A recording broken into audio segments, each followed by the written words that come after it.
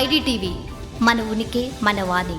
విద్యా వ్యవస్థల్లో వైఫల్యాలు, నీట్ ప్రశ్నపత్రం లీక్కు వ్యతిరేకంగా కాక్రోచ్ జనతా పార్టీ చేపట్టిన పార్లమెంటు ముట్టడి ఉధృతంగా మారింది. పోలీసుల అనుమతి నిరాకరించిన ఆందోళనకారులు పార్లమెంటు వైపుగా దూసుకెళ్లడంతో వారిపై భద్రతా దళాలు బాష్పవాయువును ప్రయోగించి చెదరగొట్టడానికి లాఠీచార్జ్ కూడా చేశారు. కేంద్ర విద్యాశాఖ మంత్రి ధర్మేంద్ర ప్రధాన్ రాజీనామాను డిమాండ్ చేస్తూ చలో సంసద్ కు సీజేపీ పిలుపునిచ్చిన సంగతి తెలిసిందే. జంతర్ మంతర్ నుంచి పార్లమెంటుకు బయలుదేరిన నిరసనకారులు పోలీసులు అడ్డుకున్నారు. బారికేడ్లను దాటేందుకు ప్రయత్నించిన నిరసనకారులను అడ్డుకోవడంతో పోలీసు సిబ్బంది కొందరు గాయాలయ్యాయి.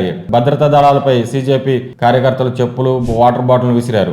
ఈ నేపథ్యంలో కాక్రోచ్ జనతా పార్టీ అధ్యక్షుడు అభిజిత్ దీప్కేతో పలువురు నిరసనకారులను భద్రతా బలగాలు అదుపులోకి తీసుకున్నాయి. ముందు జాగ్రత్త చర్యగా అధికారులు సెంట్రల్ ఢిల్లీలోని కొన్ని ప్రాంతాల్లో ఇంటర్నెట్ ను కూడా నిలిపివేశారు. కార్యకర్తలను శాంతంగా ఉండాలని సీజేపీ కోరింది. మనల్ని అడ్డుకున్నప్పటికీ సంయమనం పాటించి శాంతిని కాపాడండి. మనం శాంతి, ప్రేమతో మాత్రమే దీనిని గెలుస్తాం అని ఆ పార్టీ పేర్కొంది. పార్లమెంటు వద్ద ఆందోళనకు అనుమతి నిరాకరించిన పోలీసులు పెద్ద సంఖ్యలో గుమిగూడి ఉండే సమూహాలను నిషేధించారు. నిషేధాజ్ఞలను ఉల్లంఘించే ఎవరిపైనైనా చర్యలు తీసుకుంటామని కూడా హెచ్చరించారు. ఇప్పటికే నిరాహార దీక్ష చేస్తున్న ప్రముఖ సామాజికవేత్త సోనం వాంగ్చుక్ ను బలవంతంగా ఆసుపత్రికి తీసుకెళ్లి చికిత్స అందజేస్తున్న విషయం తెలిసిందే.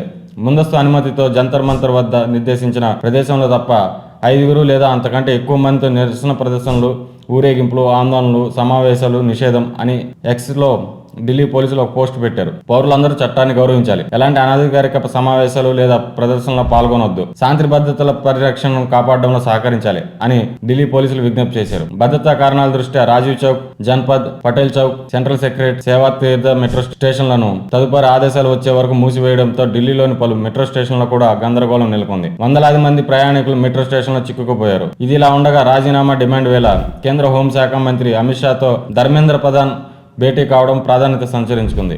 ఇదే సమయంలో సీజేపీతో చర్చలకు కేంద్రం ముందుకొచ్చినట్టు ఆ పార్టీ ప్రతినిధులు ప్రకటించారు. కేంద్ర మంత్రి జేడీ నడ్డాతో తమ తరపున ఇద్దరు సమావేశమవుతారని తెలిపారు. అయితే దీనిపై కేంద్ర ప్రభుత్వం నుంచి అనధికారికంగా ఎటువంటి ప్రకటన వెలువడలేదు.